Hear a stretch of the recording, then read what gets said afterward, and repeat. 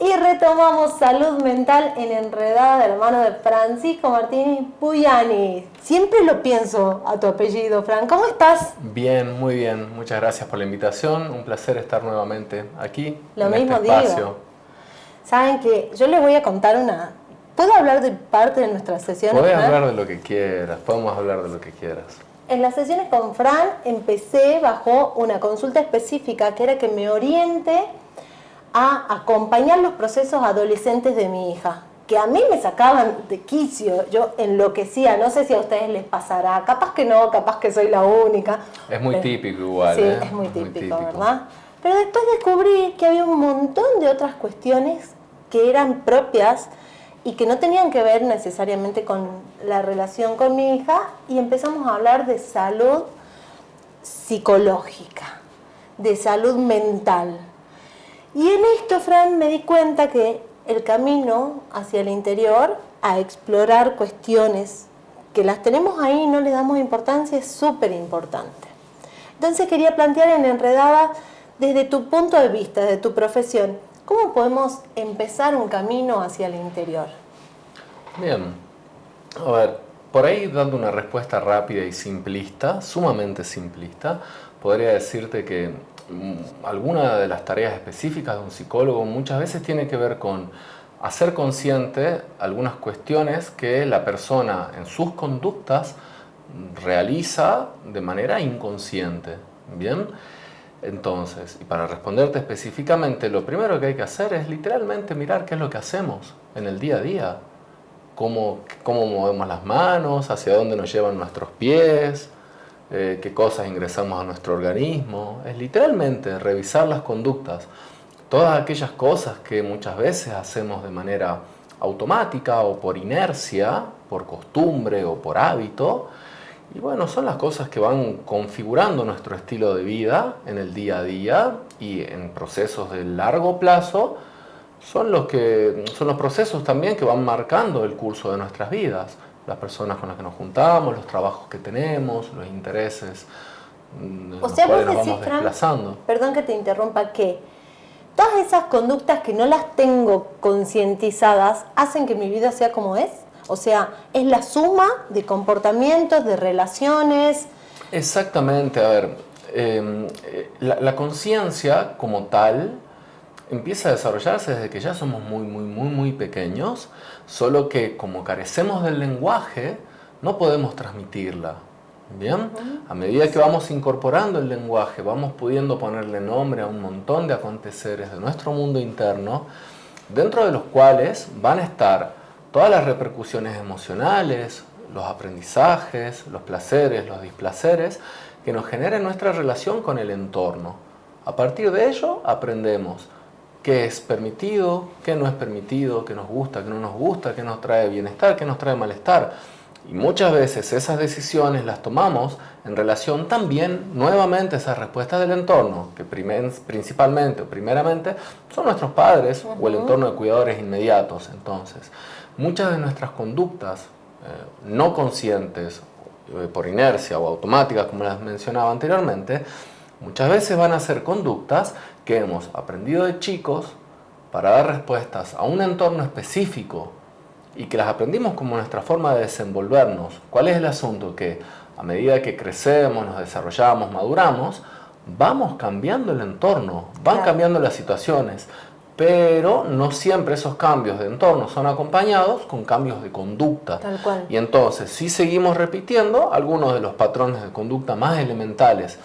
¿Cuál es el tema? Que a veces esos patrones de conducta se repiten a nivel estructural y no a nivel real, no de la misma manera, no es siempre el mismo síntoma. Como por ejemplo, si cuando somos niños tenemos una impulsividad con la alimentación, y tal vez no tengamos impulsividad con la alimentación de adultos, pero sí tengamos impulsividad con la ingesta de alcohol o de cafeína, por ejemplo. Entiendo. Entonces a veces se va desplazando el síntoma o se va desplazando la conducta literal, real, observable, pero lo que no se desplaza es la estructura mental o cognitiva que orienta las intenciones de esa conducta. Fran, ¿y qué pasa cuando yo aprendí algo en el seno de mi familia que ya no va con lo que quiero vivir? Digamos, esta pelea interior entre lo que me dijeron que estaba bien y entre lo que yo considero que está bien. Bien. A ver, hay que entender los orígenes de las dos posturas. ¿De dónde viene el afán de nuestros padres o de nuestros abuelos de transmitirnos tradiciones o herencias culturales familiares? Vienen de la propuesta, si se quiere, educativa, de prepararnos para un mundo a partir de sus visiones de qué es lo bueno, de qué es lo malo, lo correcto, lo incorrecto, lo eficiente, lo ineficiente, lo que a ellos les dio más resultados, lo que menos resultados les dio, perdón. Y en este sentido hay que ser claros, muchas veces esa respuesta de nuestros padres y son más o menos las mejores que tienen en esos momentos. Claro. ¿Cuál es el asunto?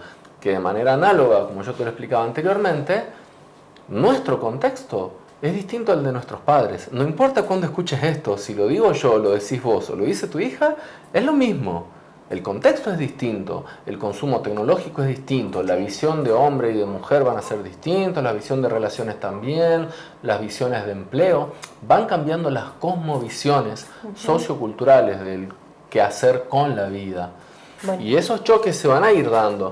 Cuando nosotros decidimos cortar con herencias familiares, lo que estamos haciendo es literalmente cambiar esos paradigmas de crianza, de conducta, de acá hacia adelante, lo cual no quiere decir que vayan a ser tampoco los principios definitivos de una familia, sino que pueden ser las generaciones que vengan las que nuevamente tengan que seguir cambiando algunas de esas cosas. Dicho sea de paso, Ani, para aclararlo, no todo lo que heredamos es malo, ¿no? Eso tiene que quedar bien en claro. Hay muchas cosas que, aún siendo tradición, no son malas en sí mismas. Son buenísimas. Si nos heredan un negocio familiar nuestros padres, y como están las cosas económicas, hoy hasta nos hacen un favor. El tema es si nosotros lo queremos. Si hay un deseo puesto ahí, si hay una identificación sólida, genuina, si hay una experiencia de autorrealización, por ejemplo, a través de continuar con ese legado familiar. Si eso es vivido de manera armónica con nuestros propios conceptos, nuestras propias ideas, no vamos a tener conflicto y vamos a estar literalmente sacándole bien el jugo a una herencia. Hermoso. Ahora, o a los valores que uno hereda por ahí. Exactamente, exactamente. Cuando esto es conflictivo, sí, tenemos que ver, porque nuestros padres, al igual que nosotros, también puede que hayan tenido alguna conducta o autodestructiva o agresiva con alguien más, o alguna irresponsabilidad emocional, o algún simple proceso de toma de decisión, de resolución de conflicto. Hablando de responsabilidad emocional y hablando de la diferencia generacional. Por ejemplo, antes culturalmente, propiamente dicho acá en Salta, la infidelidad era algo que se sabía, se practicaba, se aceptaba, pero se cuidaba la otra forma. En un marco quizás un poco hipócrita de tener las dos caras. Ahora las generaciones están cambiando y ahora se habla de poliamor. Un quiebre, una disrupción total en el sistema de creencia. Pero he escuchado, quizás haya sido un caso puntual, algunos infieles decir que no, poliamor nunca lo practicarían. ¿Qué cambia? Es el sistema de creencias, que es personal y que es cultural. Había un psicoanalista, Jacques Lacan, que él hablaba de la no relación de los sexos. A veces el hecho de que el espécimen macho y el espécimen hembra de la especie humana tengan órganos genitales nos genera la fantasía o la creencia de que ahí se puede producir necesariamente un juego de calce. Es como que, bueno, Puedo hablar de partes anatómicas abiertamente. Claro bueno, que sí. El pene tiene que encajar en la vulva. Es como una creencia, una construcción casi imaginaria. Después de los textos de Freud, de sus primeras elucidaciones sobre la pulsión, él hacía hincapié en un aspecto conceptual específico. Él decía que la pulsión objetal en general no tiene objeto definido, no tiene un objeto ya ligado por naturaleza. Es lo que hace que, por ejemplo, un estímulo interno como la sed se pueda satisfacer con múltiples cosas. Y de manera análoga, la sexualidad también. Es lo que hace que haya gente que se excite pensando en su pareja o pensando en otra persona. O se excite mirándole la espalda o el pelo, o los pies, o las manos, o los ojos, o la boca, o lo que sea. Lo que sea. Esos esas parcializaciones de los objetos que muchas veces tendemos a hacer. Hablar de objetos igual de las personas, bueno, es un poco complicado en términos epistemológicos, ¿no? Pero era la lógica del momento. Bien, entonces, por un lado tenemos la cuestión pulsional intrínseca propia de nuestra especie, que tiene una sexualidad que hace ebullición fuerte en nuestra pubertad con la maduración de nuestros órganos genitales, que dicho sea de paso son los órganos que están mejor preparados para la producción de placer. Ahora, es el discurso social y cultural el que nos indica, o nos propone, mejor dicho, una forma de lazo con la otredad anatómica, digamos, ¿no? Con ese otro espécimen que tiene una particularidad distinta. Eso en los casos de las relaciones heterosexuales. Bien, ahora, pero siguiendo la misma lógica, en los casos de las relaciones homosexuales, lo que hay es, de antemano, se podría hipotetizar, y por lo menos la emancipación tal vez de esta lógica anatomicista, podríamos decir, de creer que un genital delega algunas funciones en una pareja o en una persona específica. Bien, no obstante, los órganos genitales se disfrutan de la misma manera y la experiencia del afecto, el amor, el cariño, el compromiso es lo mismo. Siendo un poco así simplistas nuevamente, amor es amor en todas sus formas, aunque pueda haber amores más o menos saludables, pero la experiencia interna del cariño probablemente sea muy similar. Hasta incluso los neurotransmisores que se segregan en nuestro cerebro puedan ser los mismos de persona en persona. Es la experiencia. Es la experiencia. ¿Bien? El resto son los condicionamientos muchas veces socioculturales que nos atraviesan. ¿Qué pasa cuando nosotros estamos descubriendo una sexualidad que es distinta a la impuesta culturalmente? Eso también en nuestra psiquis genera muchísimas situaciones de conflicto y también de baja autoestima y también de autodaño, digamos, pasan muchas cosas. Básicamente eso va a depender, Ani, de la aceptación o el rechazo que primero nosotros tengamos hacia esos aspectos internos. ¿Bien? Hay gente que experimenta en una relación de pareja cualquiera, hay gente que puede experimentar cierta armonía con expresiones agresivas dentro de la pareja, tenerlas naturalizadas. Claro, ¿bien? Son los códigos de esa pareja. Y hay gente que experimenta por única vez en una pareja agresividad y considera que eso es suficiente para terminar una pareja. Claro, Entonces, muchas veces va a depender de los aprendizajes y las experiencias previas y las expectativas también que tengamos de futuro. ¿Qué tipos de relaciones venimos dejando o han quedado ya en el camino? Transitado. Exactamente. Y hacia qué tipo de relaciones también queremos ir. Ahora bien, vos me hacías una pregunta al comienzo sobre, cosas de la psicología y cómo trabajamos y demás. Una de las cosas que muchas veces tenemos que hacer es tratar de ver en perspectiva, haciendo una mirada más bien transversal, cuáles son aquellos factores que, aun cuando las relaciones hayan cambiado, cuáles son esos factores que hayan persistido a las personas de turno, pero que tal vez nosotros mismos, desde nuestra personalidad o desde nuestras creencias o nuestros patrones de conducta, hemos ido igual sosteniendo, aun cuando las parejas eran nuevas. Por ejemplo, vos mencionabas la infidelidad. Sí. Bien, una persona que es infiel puede tener múltiples razones para ser infiel.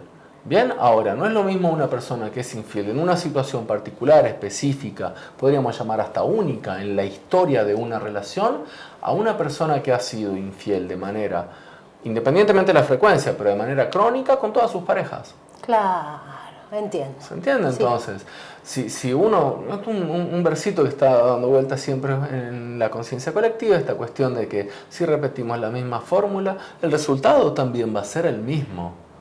¿No? Y muchas veces es así. A veces la estructuración de límites o el afianzamiento de algunos compromisos en la pareja son la clave. Y poder hablar de las libertades sexuales o de los impulsos sexuales más íntimos en una pareja es necesario para que la intimidad sea también profunda. Y cuando vos aceptás sin hablar el tema de la infidelidad, cuando vos sabés que alguien te es infiel y vos lo dejás pasar, o sea, no es un tema que está dentro de los acuerdos de pareja. O sea, vos sabés que te están siendo infiel, pero te callás porque tenés tus razones. ¿Qué pasa con la psiquis en esas situaciones? Y bueno, lo primero es que aprendemos a convivir con esa ambivalencia. Nos adaptamos al entorno. Nos podemos Sí. adaptar a casi todo. Claro. Por poner un ejemplo así súper drástico, en la Segunda Guerra Mundial hubo personas que se acostumbraron también a los campos de concentración. Wow, Y sobrevivieron. Bueno. Albert Camus decía, somos seres de costumbre y podemos casi acostumbrarnos a cualquier cosa. ¿No? En parejas altamente disfuncionales, donde incluso predomina la violencia, hay acostumbramiento también, aunque la persona reniegue y experimente una completa vulnerabilidad e incluso más no tenga herramientas ni para denunciar o combatir esa situación, que lo sabemos, hay situaciones de violencia que persisten hasta incluso años en el tiempo. Y hay algunas cosas que tal vez sí se estén satisfaciendo. A veces hay presiones económicas, a veces hay viejas creencias cognitivas de las cosas que se tienen que tolerar en una pareja, a veces hay autoestimas hechas pelota, autoestimas por el suelo. Claro, ¿no? pueden Entonces, ser una multiplicidad de factores. Pueden estar todos a la vez, digamos, también. ¿no? Eso. Hay situaciones que son muy complejas. Bueno, Fran, para el próximo Enredada vamos a seguir hablando de temas tan lindos y entretenidos y que son buenos de conocer y propicios para cada una de las personas que quizás hoy estamos escuchando. Gracias. Gracias a vos por el espacio, Ani.